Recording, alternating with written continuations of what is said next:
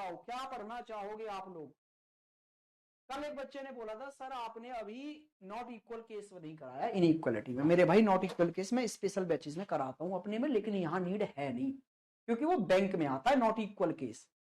ठीक है, इनइक्वालिटी में जो नॉट इक्वल केस है ना भाई, ठीक है ना, वो आता है बैंक के एग्जाम्स में। और ऐसा कुछ तूफानी बात है नहीं, जितना हमने अब तक पढ़ा था ना उसमें ही नॉट इक्वल को पढ़ लिया था।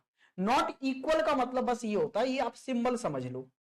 ठीक है भाई, वैसे तो आपको नीड ही नहीं है आपके एग्जाम के लिए, नॉट इक्वल आपके एग्जाम में कभी नहीं आएगा, बैंक का है ये केस। तो ये जब स्पेशल बैचेस पढ़ाए जाते हैं तो मैं भी वहां पढ़ाता हूं। मुझे उम्मीद है कि आप किसी टीचर के स्पेशल बैच से होंगे। जिस बच्चे ने कल बोला था लास्ट में जाते हुए मैंने देखा एक बार कि नॉट इक्वल केस नहीं बताया सर आपने, तो मेरे भाई ये बैंक के लिए, आपके नीड भी नहीं है आपके एग्जाम में। ठीक है ना, फालतू में बर्डन मत बढ़ाओ अपने ऊपर। चलिए जी, Ram Ram sir ji.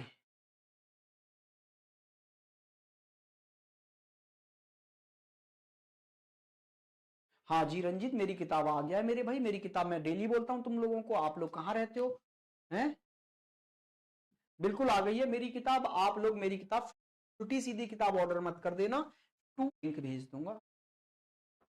Love you sir, love सन भी पढ़े, बहुत मजा आए। चलिए जी, स्टार्ट कर दे अगर आप कहें तो। अगर आप कहें तो मेरे भाई स्टार्ट कर दें हम लोग। चैप्टर क्या है? ब्लड रिलेशन, रक्त संबंध। टोटल सर कितनी क्लास लेंगे? टोटल क्लास का नहीं पता होता भाई मेरे, जिस दिन सिलेबस खत्म उस दिन खत्म। ठीक है, हाँ पी वाई क्यू भी है भाई, सब कुछ है बुक में। चलो अब आते हैं, अब बात करते हैं ब्लड रिलेशन की। अब एंड में, क्लास के एंड में बात करेंगे बाकी की सारी। चलो जी, आते हैं ब्लड रिलेशन पर, रक्त संबंध। आप जानो पहले तो रक्त संबंध है क्या, ब्लड रिलेशन क्या है। देखो दुनिया में बहुत सारे रिश्ते होते हैं ना, हमारे दोस्त, बेस्ट फ्रेंड से थोड़ा सा ज्यादा, है ना, ऐसे सारे तरह के रिश्ते होते हैं ना। तो एक रिश्ते हमारे खून बना देता है हमारा। कैसे बना देता है भाई? हमारा जो ब्लड है ना, वो कुछ व्यक्तियों से हमें अपने आप जोड़ देता है।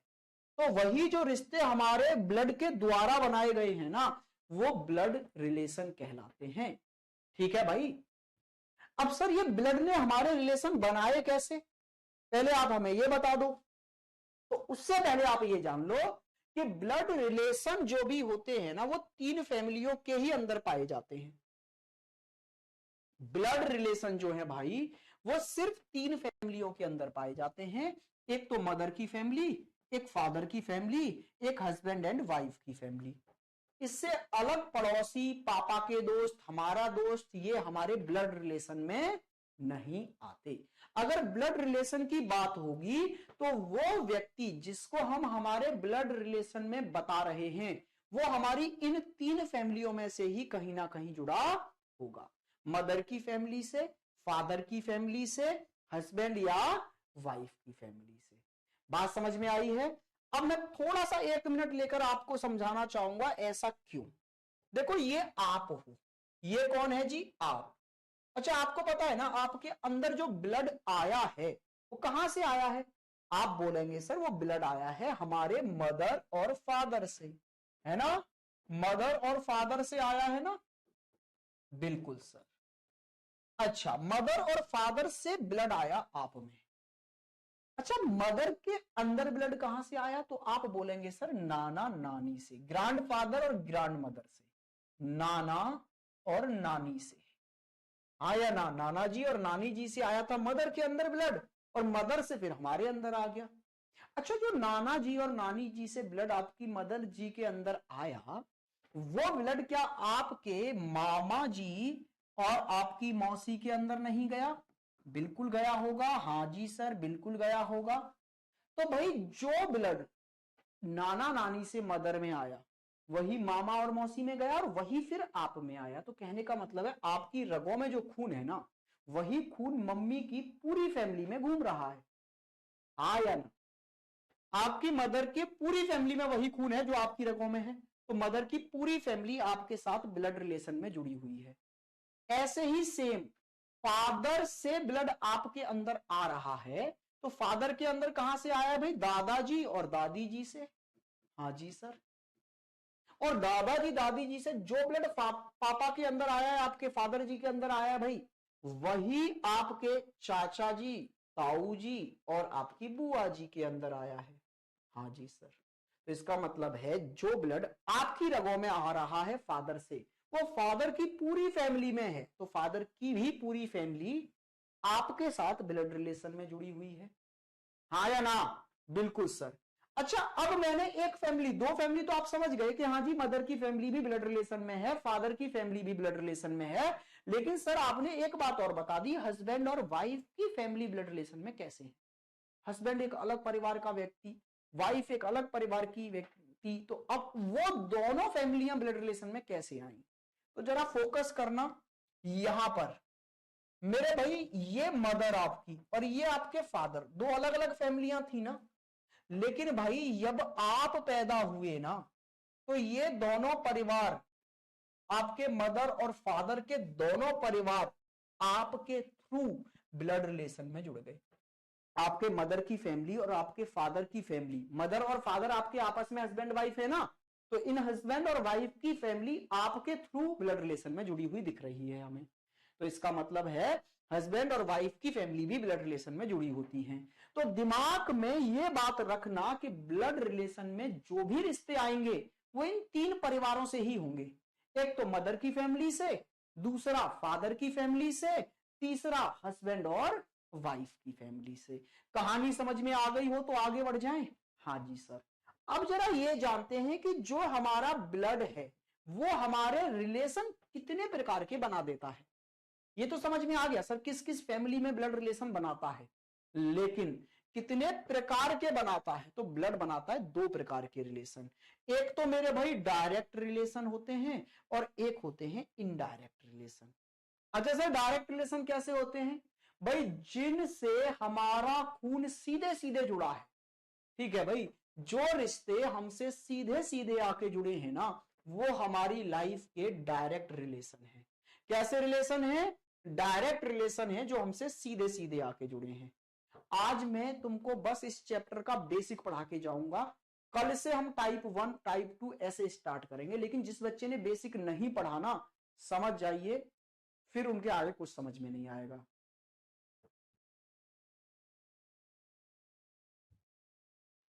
चलिए जी, आइए जी मेरे भाई एक बच्चा कह रहा है सर आपकी वाइफ जो है ना वो करवा चौथ का व्रत होंगी, आपको घर होना चाहिए था। मेरे भाई हमारी करवा चौथ आप ही हैं। ठीक है, हमारा व्रत आपके ही लिए है, आपके सिलेक्शन के लिए है। ठीक है, चलिए यहां ध्यान दो अभी। तो एक होता है डायरेक्ट रिलेशन और एक होता है मेरे भाई इनडायरेक्ट। इनडायरेक्ट क्या मतलब है? जो रिश्ते सीधे सीधे हमसे नहीं जुड़े होते वो इनडायरेक्ट रिलेशन कहलाते हैं। तो पहले हम डायरेक्ट रिलेशन के बारे में अगर जाने तो 8 रिश्ते ऐसे हैं इस दुनिया में, सिर्फ 8 ही रिश्ते हैं जो हमसे सीधे जुड़े हुए हैं। और वो 8 रिश्ते कौन कौन से हैं मेरे भाई? ये रहे वो 8 रिश्ते। ध्यान से देखो, जो रिश्ते हमसे सीधे जुड़े होते हैं वो क्या कहलाते हैं? डायरेक्ट रिश्ते। और ये डायरेक्ट रिश्ते सिर्फ कितने हैं मेरे भाई? 8 हैं। ठीक है, आइए जी आइए। अरे नहीं भैया, इधर ध्यान दो। बचपन में ही शादी करा दोगे क्या? चलिए इधर ध्यान दो आप लोग, यहां ध्यान दो यहां पर। हाँ, अब एक अलग टॉपिक चल गया है इस क्लास में, सर आपकी शादी हो गई क्या? भाई एग्जाम पे ध्यान दो यहाँ पे। ब्लड रिलेशन पे। चलिए जी, जल्दी से ध्यान से देखेंगे आप लोग कि डायरेक्ट रिश्ते कितने होते हैं जी? 8 होते हैं। कितने होते हैं? 8 होते हैं। और ये 8 कौन कौन से हैं उस चीज पर ध्यान देंगे आप। पहला, मदर का रिश्ता हमसे सीधे जुड़ा है, फादर का रिश्ता हमसे सीधे जुड़ा है, ब्रदर भाई का रिश्ता हमसे सीधे जुड़ा है, सिस्टर बहन का रिश्ता हमसे सीधे जुड़ा है, हस्बैंड और वाइफ के रिश्ते भी सीधे ही जुड़े होते हैं, और डॉटर पुत्री और सन पुत्र के रिश्ते भी सीधे जुड़े होते हैं। तो 8 रिश्ते कौन कौन से हैं? बिल्कुल मेरे भाई, बुक में सब कुछ है कृष्णा, और सेम एग्जाम्पल के साथ है। सेम ये चीज जो यहाँ ऐसे बनी हुई है ना, ऐसी बुक में मिलेगी। जल्दी से समझिए आप लोग। मैंने बोला डायरेक्ट रिश्ते कितने हैं जीवन में? 8। ये पूरा चैप्टर का निचोड़ है 8 रिश्ते। पूरा चैप्टर इन 8 रिश्तों पर ही घूम जाएगा, आप देखना। ठीक है भाई, इन 8 रिश्तों पर हम पीएचडी करेंगे, ठीक है ना? मतलब बहुत डिटेल में पढ़ेंगे इनको हम। चलिए, तो ये कौन कौन से रिश्ते हैं? ये रिश्ते हैं मेरे भाई, सच में तुम लोग यार क्या क्या कमेंट करते रहते हो, कमेंट हटवाऊंगा मैं सामने से, ठीक है? ये 8 रिश्ते कौन कौन से हैं भाई? ये 8 रिश्ते हैं मदर, फादर, ब्रदर, सिस्टर, ठीक है जी, हस्बैंड, वाइफ, सन, डॉटर, ठीक है? कितने हैं? 8 रिश्ते हैं। कौन कौन से हैं? Mother, father, brother, sister, husband, wife, son, daughter. मेरे साथ साथ बोलेंगे, एक बार दोहराएंगे, 8 याद हो जाने चाहिए। Mother father, mother father, brother sister, husband wife, son, daughter. Mother father brother sister, husband wife, son, daughter.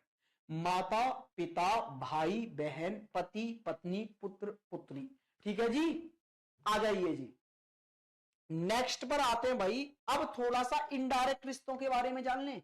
Indirect रिश्ते क्या होते हैं? वे रिश्ते जो हमसे सीधे नहीं जुड़े, भाई सीधे सीधे हमसे नहीं जुड़ पाए, तो उन 8 रिश्तों को छोड़कर बाकी सब इनडायरेक्ट ही है, वो किसी ना किसी की वजह से हमसे जुड़े हुए हैं।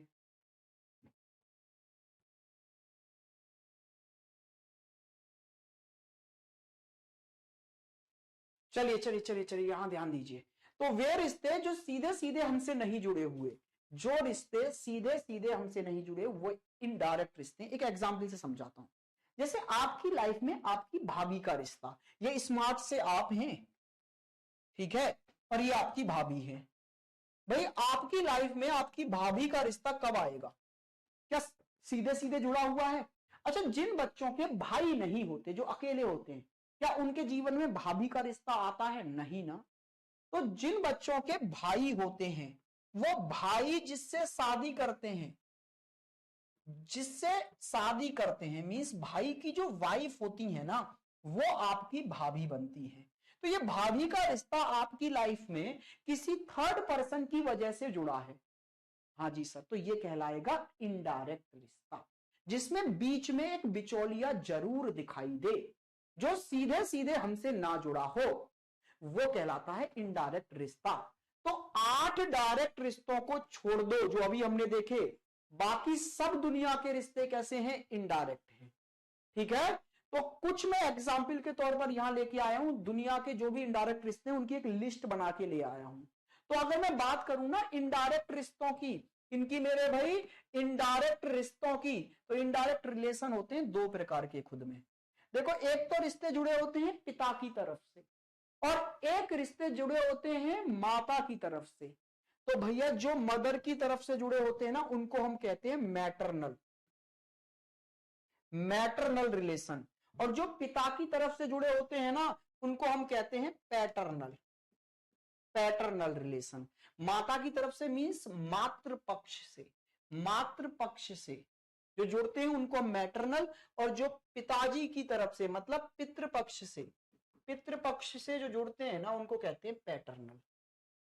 चलो जी, अब एक नजर में जल्दी जल्दी हम सारे रिश्ते देख लेते हैं। देखो, मैं पहले ही बता रहा हूं, इस चैप्टर में हिंदी और इंग्लिश आपको दोनों लैंग्वेज आनी चाहिए रिश्तों की, तो मैं लिख लाया हूं। आपको पता होना चाहिए कि किस रिश्ते को इंग्लिश में क्या कहते हैं और हिंदी में क्या कहते हैं। हिंदी वाले बच्चों, कभी कभी इंग्लिश में ही लिखा आ जाता है। इंग्लिश का मतलब है जैसे वो लिख देगा ग्रैंड फादर, तो ऐसे लिख देगा, ठीक है, ग्रैंड फादर, बस लो हो गई हिंदी। तो ये आपको पता होना चाहिए। तो इंग्लिश और हिंदी दोनों में कमांड करके चलना है अभी।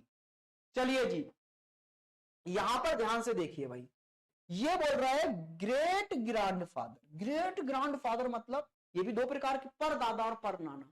ग्रेट ग्रैंडफादर होते हैं पर दादा या पर नाना, मतलब दादा के पिता या नाना के पिता। तो ये 2 तरफ से जुड़े होंगे ना, एक तो मम्मी की तरफ से पर नाना, एक पापा की तरफ से पर दादा। तो जो माँ की तरफ से जुड़े हैं वो हमारे पर नाना मीन्स मैटरनल, और जो पिता की तरफ से जुड़े हैं वो पर दादा मीन्स पैटर्नल।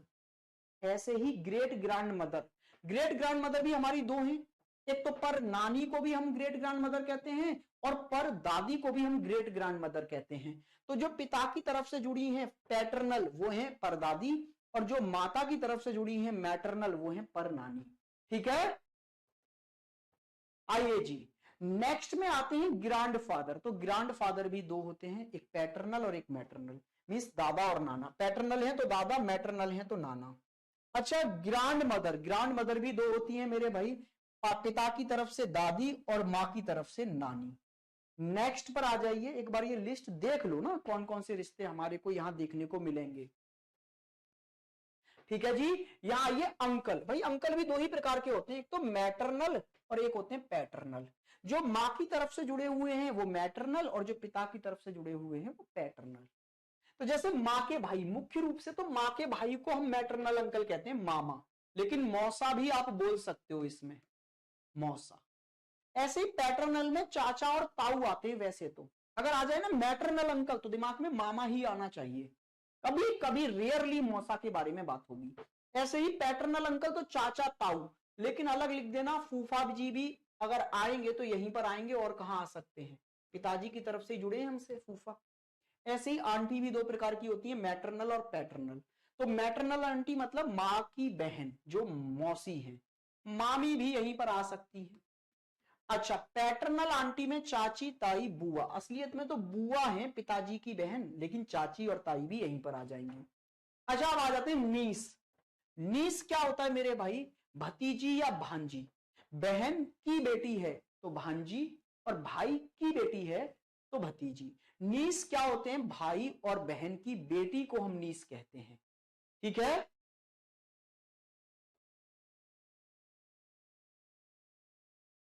मेरे भाई ग्रेट लगाते जा, जितनी जनरेशन ऊपर जानी है ना उस पर ग्रेट ग्रेट ग्रेट ग्रैंडफादर बोल दे। जितनी जनरेशन अब ऊपर जाना है ना उस पर एक और बार ग्रेट लगा दे, उससे ऊपर जाना है तो एक और बार ग्रेट लगा दे।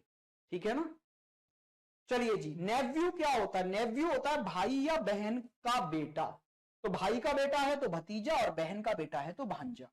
अच्छा फादर इन लॉ, ससुर को हम कहते हैं। मदर इन लॉ, सास को हम कहते हैं। Brother in law, brother in law क्या होते हैं भाई, वैसे तो पार्टनर के भाई को हम क्या कहते हैं, ब्रदर इन लॉ, जैसे साला और देवर जेठ जो आ जाते हैं। लेकिन जीजा भी आ जाता है भाई, साला देवर जेठ सब इसमें आ जाते हैं। सिस्टर इन लॉ में, असलियत में तो सिस्टर इन लॉ होती है पार्टनर की बहन, जिसमें ननद और मेरे भाई साली दो ये शब्द आते हैं। लेकिन भाभी देवरानी जेठानी ये भी सिस्टर इन लॉ ही है। अच्छा son in law, son in law means दामाद। नेक्स्ट रिश्ता देखिए भाई, सन इन लॉ आई गया है दामाद। डॉटर इन लॉ बहू, बहू मीन्स आपके सन की वाइफ। ठीक है, पुत्र वधु, बहू क्या होती है, पुत्र वधु। ठीक है भाई, कजिन क्या होते हैं, सगे भाई बहनों को छोड़ दो, बाकी अपने अंकल आंटी के जितने भी भाई बहन हैं आपके वो सब कजिन हैं। ठीक है भैया, ग्रांड सन, सर ग्रांड सन दो प्रकार के होते हैं, एक तो बेटी का बेटा, बेटी का बेटा। तो बेटी के बेटा के दो शब्द हैं, बच्चे यहां कंफ्यूज हो जाते हैं। बेटी के बेटा के लिए दो वर्ड हैं, एक तो क्या है नाती, और दूसरा क्या है देवता। भाई ये दोनों ही शब्द बेटी के बेटा के लिए होते हैं यूज, नाती और देवता। अच्छा सर फिर बेटे के बेटे के लिए क्या होता है, बेटे का बेटा है अगर तो उसके लिए क्या शब्द आएगा, तो उसके लिए भी दो शब्द हैं, पोता और पौत्र। ये दो शब्द हैं बेटे के बेटे के लिए। बेटी के बेटा के लिए दो हैं, नाती और देवता। ऐसे ही ग्रांड डॉटर, बेटी की बेटी है तो उसके लिए नातिन और देवती। और मेरे भाई अगर बेटे की बेटी है तो उसके लिए पोती या पौत्री। कहानी समझ में आ गई, ये दुनिया भर के इनडायरेक्ट रिश्ते थे जो मैंने आपको समझा दिए, दिमाग में रख लेना। अब थोड़ा सा आगे बढ़ जाते हैं। देखो भाई अब होगा क्या इस चैप्टर में, इस चैप्टर में होगा ये कि भाई साहब आपको क्वेश्चन देखने को मिलेंगे, और क्वेश्चनों में लैंग्वेज काफी सारी होगी, जो डेटा आप याद नहीं रख पाएंगे।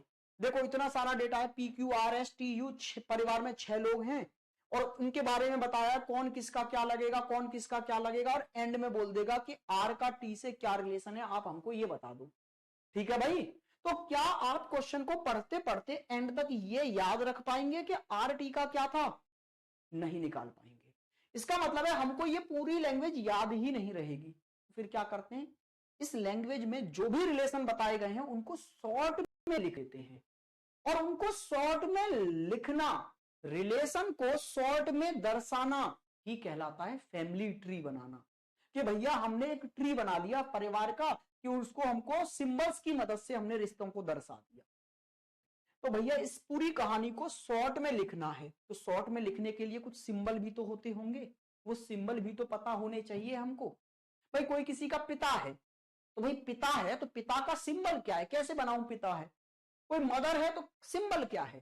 तो भैया फिर हमको इन रिश्तों को दर्शाने के लिए अगर शॉर्ट में दर्शाने हैं तो हमें इनके सिंबल पता होने चाहिए। और वो जो सिंबल की मदद से बनेगा शॉर्ट नोट्स, जिसको हम कह देंगे, वो कहलाता है हमारा फैमिली ट्री, है ना। आप लोगों ने स्कूल में बनाया होगा जरूर एक फैमिली ट्री। चलिए जी, तो अब हम स्टार्ट करते हैं फैमिली ट्री बनाने की प्रक्रिया, सीखते हैं, सिंबल जानते हैं। अच्छा मैंने क्या कहा, दुनिया का सारे रिश्ते इन 8 डायरेक्ट रिश्तों से ही बने थे। किससे? डायरेक्ट रिलेशनों से ही बने हैं। तो डायरेक्ट रिश्तों के अगर मैं रिलेशन बनाना सीख गया, अगर डायरेक्ट रिश्तों को दर्शाना सीख गया, तो मान लो दुनिया का हर रिश्ता मैंने बनाना सीख लिया। कौन कौन से थे ये डायरेक्ट रिश्ते? तो आप बोलेंगे मदर, हाँ जी सर, फादर, हाँ जी sir, brother, sister, husband, wife, son और डॉटर। बिल्कुल सर, यही 8 तो थे। अच्छा दुनिया का कोई भी इनडायरेक्ट रिश्ता सोचो, जो हमने अभी इनडायरेक्ट पढ़े ना, उनमें से कोई भी रिश्ता सोच लो आप, मैं इन 8 से ही बना के दिखा दूंगा। जैसे आपके दिमाग में आएगा फूफा, बोले सर फूफा कैसे बने होंगे? तो भाई फूफा देखो इनसे कैसे बनेंगे, इन 8 से ही। देखो फादर रहे होंगे, फादर की सिस्टर रही होंगी, और सिस्टर के हस्बैंड, पिता की बहन बुआ, और उनके पति फूफा। ठीक है जी सर। आप बोलो सर नाना बनाओ, नाना, तो नाना कैसे बनेंगे? मदर और मदर के फादर, नाना बन गए। अच्छा सर मौसा बनाओ, मौसा, तो मौसा में मदर, मदर की सिस्टर और सिस्टर के हस्बैंड, मौसा बन गए। दुनिया के सारे इनडायरेक्ट रिश्ते इन 8 से ही बने हैं। तो क्यों ना मैं इन 8 रिश्तों को ही दर्शाना सीख लूं। तो अगर मुझे ये दर्शाने आ गए ना भाई, तो फिर समझ जाइए फिर मैं किसी भी रिश्ते को दर्शा सकता हूं। तो मुझे इन 8 रिश्तों को दर्शाना सीखना है। तो सबसे पहले जब आप किसी भी रिश्ते को दर्शाने जा रहे हो, तो उससे पहले आपको जेंडर को दर्शाना आना चाहिए कि मेल है या फीमेल है। भाई हर रिश्ता मेल या फीमेल में ही तो होता है, तो आपको मेल या फीमेल को सबसे पहले दर्शाना सीखना पड़ेगा। Yes sir. तो सबसे पहले हम जानते हैं मेल और फीमेल का सिंबल। देखो आप प्लस माइनस भी यूज कर सकते हैं, आप कुछ भी यूज कर सकते हैं, सर्कल ट्रायंगल यूज कर सकते हैं, आप कुछ भी यूज कर सकते हैं। वो एक सिंबल मात्र है सिर्फ, जिससे हमें यह पता चल रहा है कि ये पुरुष है और ये महिला है। तो मैं आपको इस चैप्टर में मेल के लिए क्या यूज करूंगा? स्क्वायर यूज करूंगा भाई, और फीमेल के लिए सर्कल यूज करूंगा। अगर किसी व्यक्ति को मैं मेल दर्शाना चाहूंगा तो मैं उसे स्क्वायर के अंदर लिख दूंगा। जैसे ए को मैं मेल दिखाना चाहता हूं तो मैं बोल दूंगा ए स्क्वायर के अंदर है साहब, तो ये अब मेल है। अच्छा अगर मैं ए को फीमेल दर्शाना चाहूंगा तो मैं ए को सर्कल के अंदर रख दूंगा और मैं कहूंगा अब ये मेरे लिए क्या है? फीमेल है। ठीक है जी, क्या बात समझ में आ गई है? क्लियर हुई बात? पक्का? क्या है जी? मेल के लिए स्क्वायर, फीमेल के लिए सर्कल। इस पूरे चैप्टर में 5 सिंबल याद रखने, बस 5 सिंबल, चैप्टर खत्म। और 2 सिंबल तो आपने देख भी लिए, तो बाकी के 3 सिंबलों में पूरा चैप्टर खत्म है। चलो भाई, हमें बस दर्शाना सीखना था 8 डायरेक्ट रिश्ते। तो चलो एक सिंबल हम लेके चलते हैं, और ये सिंबल हमको 4 रिश्ते दर्शाना सिखाएगा। 4 डायरेक्ट रिश्ते दर्शाना सिखाएगा हमको। कौन?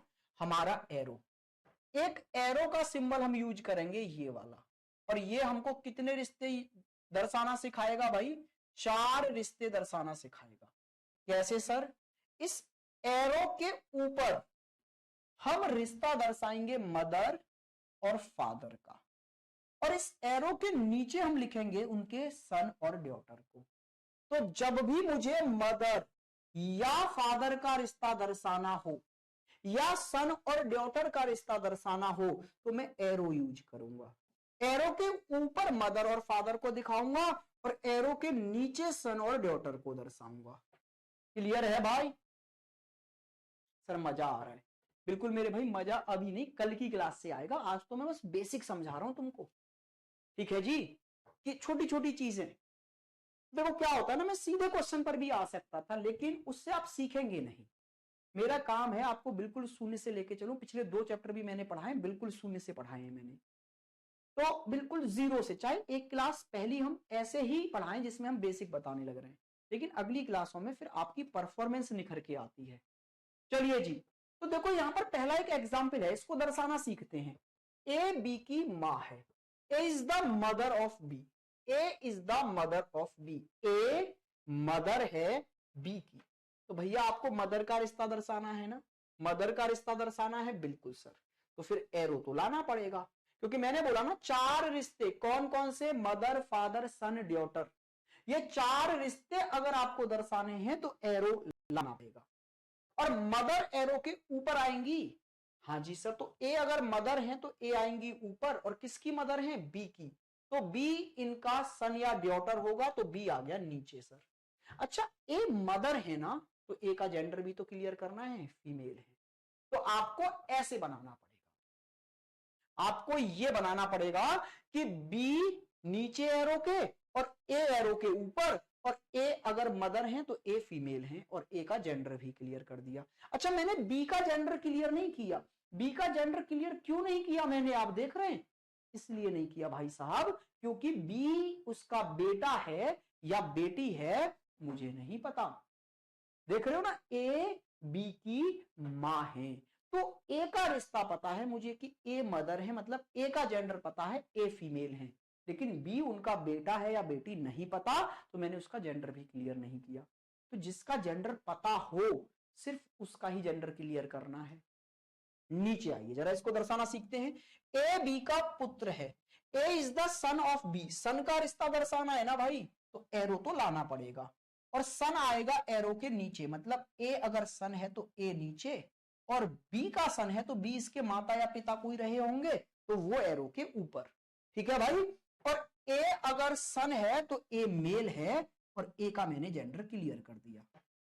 अच्छा, बी का जेंडर क्लियर नहीं कर सकता, क्योंकि बी का सन है ए, तो ए तो लड़का है, मेल है, लेकिन बी उसकी मां है या पिता है नहीं पता, इसलिए जेंडर क्लियर नहीं किया।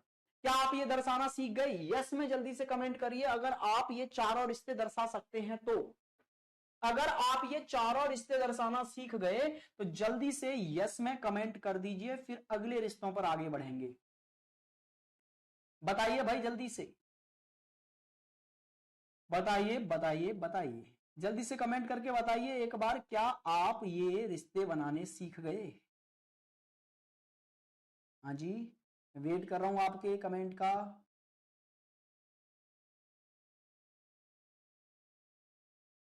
बेटा एरो ऊपर और नीचे उससे कोई मतलब नहीं है, कि इसका फेस ऊपर है कि नीचे, उससे कोई फर्क नहीं पड़ता। Yes sir, yes sir, yes sir, yes sir. आइए जी नेक्स्ट पर चलते हैं भाई। अब आते हैं अगले रिश्तों पर। हमको 8 रिश्ते जानने हैं ना। नेहा बोले मेरा नाम ले लो सर, मुझे समझ आ गया। चलिए जी, सर एक बार डॉटर सन वाले बताएंगे। बेटा अगर डॉटर वाला होता कि A is the daughter of B, अगर यहां ये होता A is the daughter of B, A is the daughter of B, A is the daughter daughter of B होता ना, कि ए बी की बेटी है, तो फिर बेटी का रिश्ता दर्शाना है तो भी एरो आएगा। अब एरो का फेस ऊपर नीचे, इस पर झंझट में मत पड़ो। अच्छा, ए अगर डॉटर है, ए बी की बेटी है, तो ए आती नीचे, और बेटी है तो फीमेल। और किसकी बेटी है? बी की, तो बी इसके माता या पिता में से कोई रहा होगा एक, तो वो ऊपर। बस ये बन जाता।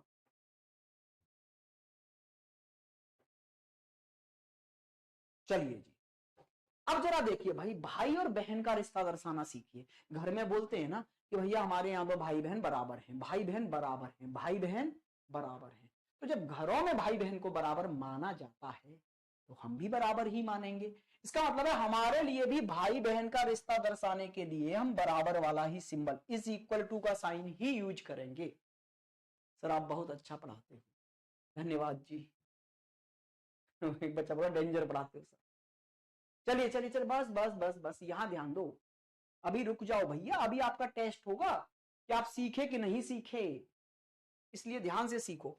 ए बी का भाई है, A is the brother of B, तो भाई का रिश्ता दर्शाना है ना ब्रदर का, तो भैया बराबर का चिन्ह तो आएगा।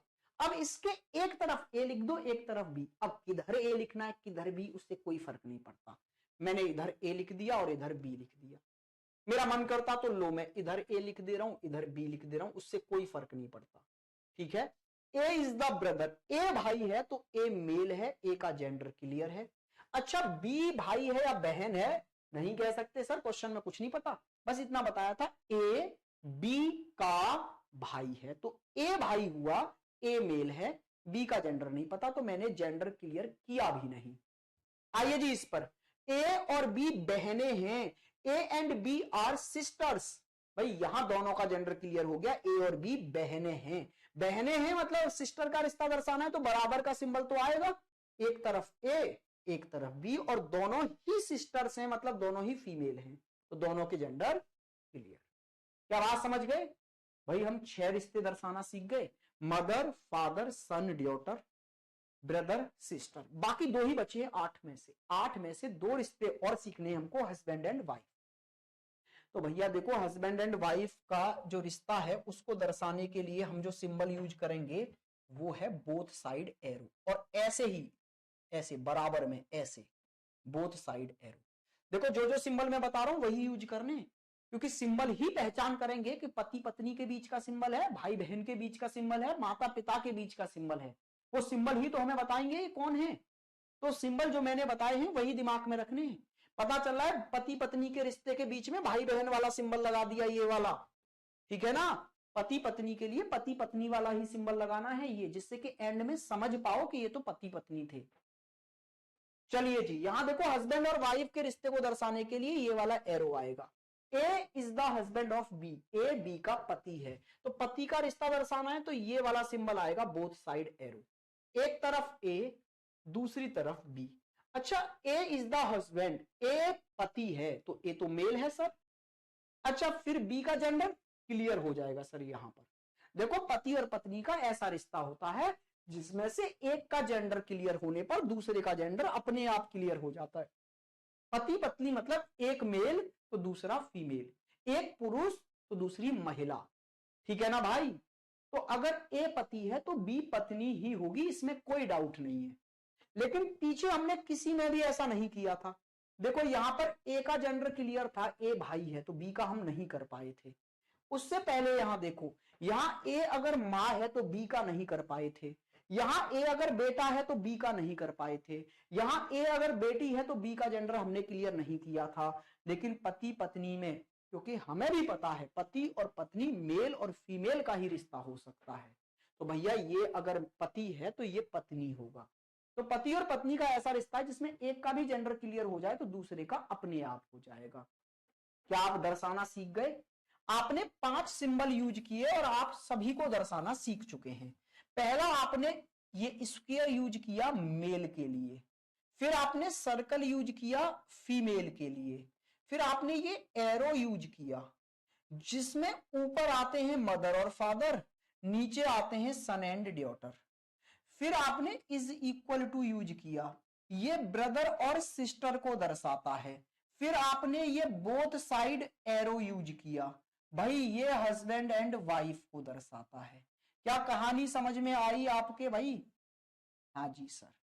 अब आप दर्शाना तो सीख गए, लेकिन अभी कुछ बच्चों से कुछ गलतियां हो रही होंगी, कौन ऊपर कौन नीचे कौन बराबर कौन कहां बैठेगा।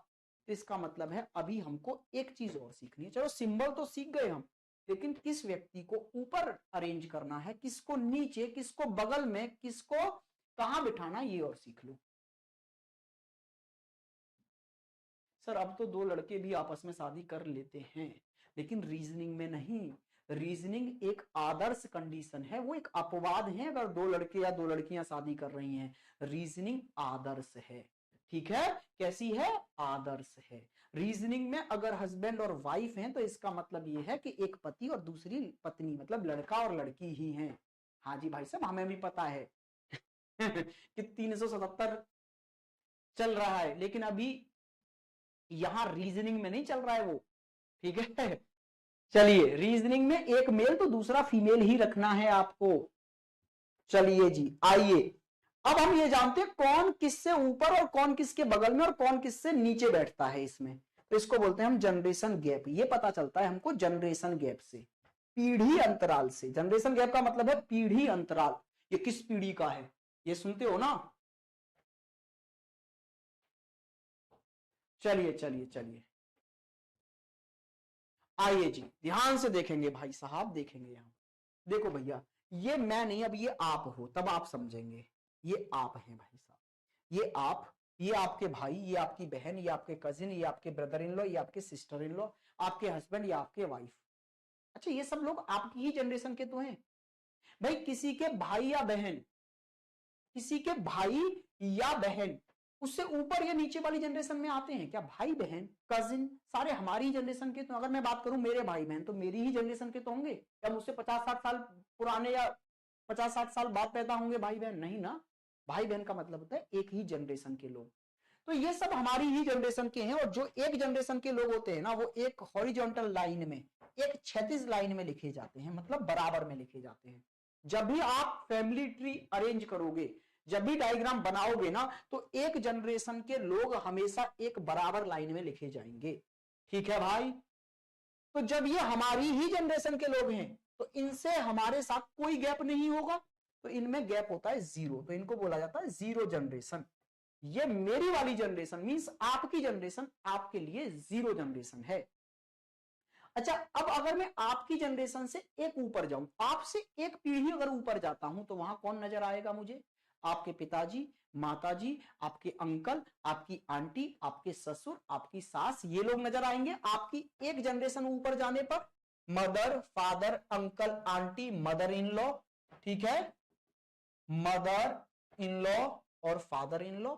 हाँ जी सर, बिल्कुल सर। तो ये आपसे एक जनरेशन ऊपर है, इसलिए ये +1 जनरेशन कहलाती है। लेकिन ये सब लोग आपस में तो एक ही जनरेशन के हैं ना, आपस में एक जनरेशन के हैं, तो इसलिए ये आपस में बराबर में बैठेंगे। जैसे आपके पिताजी आपसे तो ऊपर आएंगे एक, लेकिन आपके अंकल के साथ वो उसी बराबर वाली लाइन में बिठाए जाएंगे, ठीक है भाई।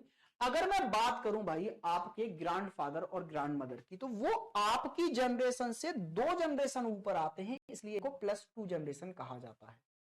अच्छा, अब जरा उनसे ऊपर चले जाओगे, ग्रेट ग्रैंड फादर या ग्रेट ग्रैंड मदर, तो वो +3 कहलाएंगे। अच्छा, जरा अपनी जनरेशन से नीचे आओ, तो आपकी जनरेशन से नीचे जो आएंगे, एक पीढ़ी आपसे नीचे जाएंगे, तो आपके बच्चे, आपके भतीजे, आपके भांजे, आपकी भांजी, ये लोग आएंगे। आपकी बहू, आपके दामाद, ये लोग आएंगे आपसे एक जनरेशन नीचे, तो वो -1 कहलाएंगे।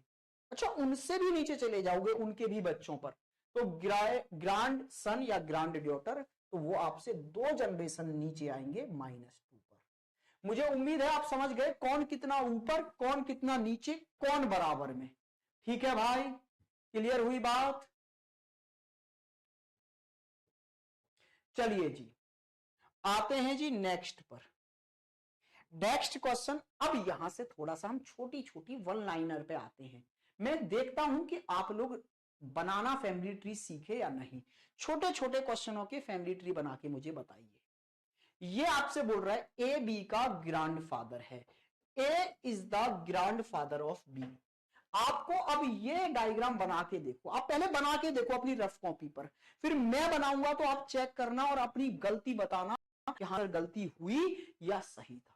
और ईमानदारी से, क्योंकि मुझे लगेगा अगर सब बोल देंगे सही है सही है सही है, तो मुझे लगेगा सबको आ गया, फिर मैं प्रैक्टिस नहीं कराऊंगा। अगर आपसे गलतियां हो रही हैं तो बताना, फिर मुझे लगेगा प्रैक्टिस की नीड है, तो थोड़ी सी और प्रैक्टिस करा देते हैं इन चीजों की।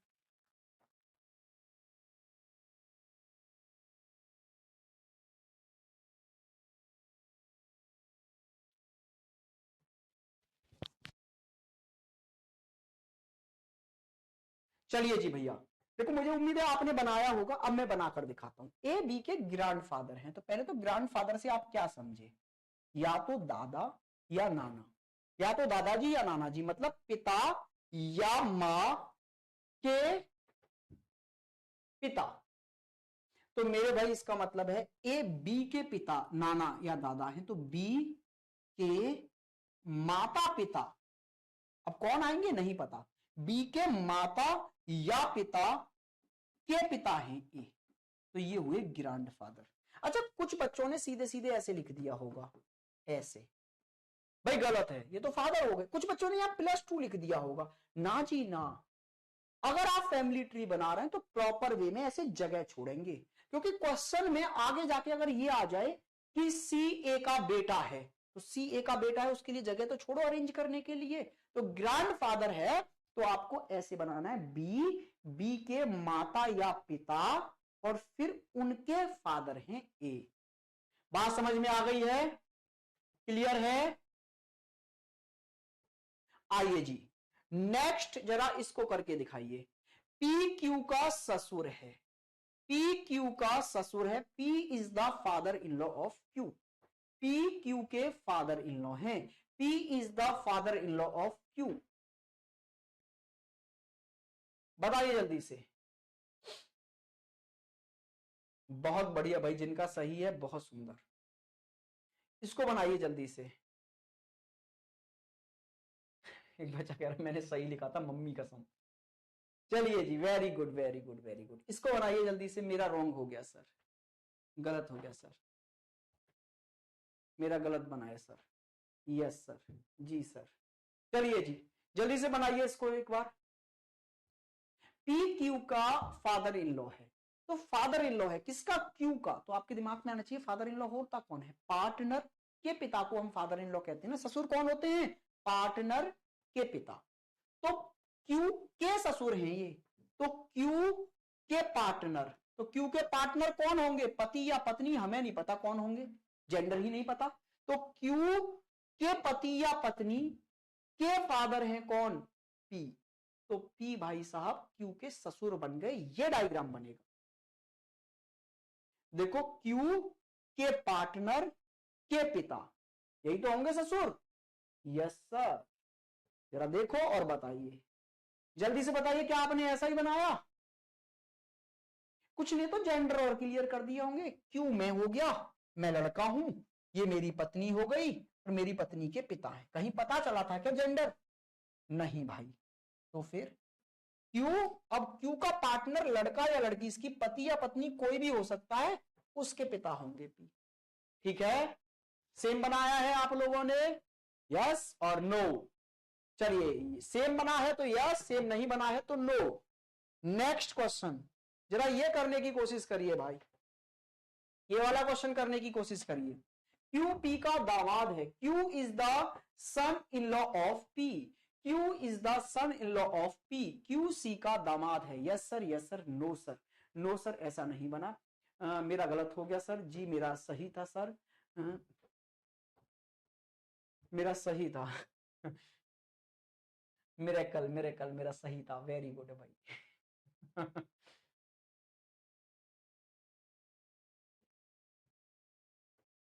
चलिए, नहीं सर मेरा गलत था, no no no no, no वाले बहुत ज्यादा हैं, तो बस वही पकड़ना है आपको बारीकियां, क्योंकि भाई ऐसे स्टेटमेंट 4-6 मिलेंगे तब क्वेश्चन बनेगा। एक स्टेटमेंट होना आएगा कभी भी एग्जाम में, ये तो मैं आपको प्रैक्टिस के लिए करा रहा हूं कि आप फैमिली ट्री बनाना सीख जाए, क्योंकि ऐसे बहुत सारे स्टेटमेंट मिलेंगे और तब जाके क्वेश्चन तैयार होगा। चलिए जी, क्यू पी का दामाद है, Q is the son in law of P. भाई पी का दामाद बनना है क्यू को, पी का दामाद कब बनेगा, पी की बेटी, पी की बेटी से शादी करा दो, मतलब पी की बेटी का पति बना दो, किसको, क्यू को।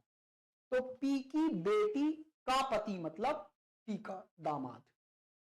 ठीक है भाई, मेरे भाई प्लस नहीं रहेगा ससुर में, अरे मैंने प्लस, देख रहे हो ये बच्चा, ये स्क्वायर बना तो दिया मैंने, मैं प्लस और माइनस यूज नहीं कर रहा ना। ये बच्चा अभी जगह है, अचानक से बोल रहा है सर प्लस नहीं यूज किया आपने। भाई कोई जरूरी है कि मेल को दर्शाने के लिए प्लस ही यूज करें? हम कुछ भी यूज करेंगे, हम नहीं कर रहे प्लस, हम तो डिवाइड करेंगे आज से यूज। अरे वो सिंबल ही तो है भाई, हम स्क्वायर यूज कर रहे हैं मेल के लिए, फीमेल के लिए सर्कल यूज कर रहे हैं कि पी की बेटी मतलब सर्कल और इसका पति हो गया क्यू। मेरा सही है सर, सेम है sir, yes sir, no sir. अब की बार बिल्कुल सही बना, very good very good. Sir मजा नहीं आ रहा, ओहो भाई साहब, लक्ष्मण को मजा नहीं आ रहा और इस बच्चे को पहले दिन से मजा नहीं आ रहा है, ठीक है ना। कुछ बच्चे ऐसे होते हैं, कोई दिक्कत नहीं बेटा, कोई तुमने गलत बैच ले लिया यार। अच्छा कुछ को ना शकल ही पसंद नहीं आती है टीचरों की, उन्हें पढ़ना नहीं है, इसको पहले दिन से मजा नहीं आ रहा और इसको एंड तक मजा नहीं आएगा, और फिर इसकी शकल देख के एग्जामिनर को मजा नहीं आएगा, बोले ना जी ना, निकालो यार, ये नहीं भाई, ये कौन आ गया। इस बच्चे को पहले दिन से मजा नहीं आ रहा, चाहे मैं कितना भी अच्छा पढ़ा दूं, अभी तो मैंने कुछ पढ़ाया नहीं है, अभी इसको मजा नहीं आ रहा, क्या करें भाई बता तू है। मुजरा करवाए यहाँ पहले थोड़ी देर, बोले कि आओ नृत्य किया आ रही है उधर से, महाराज धीराज लक्ष्मण श्री के लिए यहाँ पहले पेशकश होगी 10 मिनट है तब आपको मजा आएगा। चलिए जी आइए जरा इसको बताइए, क्यू पी का नेव्यू है, Q is the nephew of P. एक से एक भाई सा बच्चा आ जाता है क्लास में कभी कभी।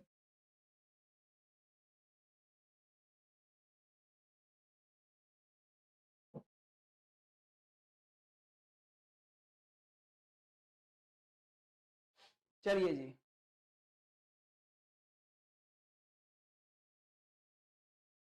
सर लास्ट में कुछ क्वेश्चन देना प्लीज, आई नीड मोर। बिल्कुल दे जाऊंगा, मैं घर के लिए क्वेश्चन दे जाऊंगा काफी सारे, कोई दिक्कत नहीं।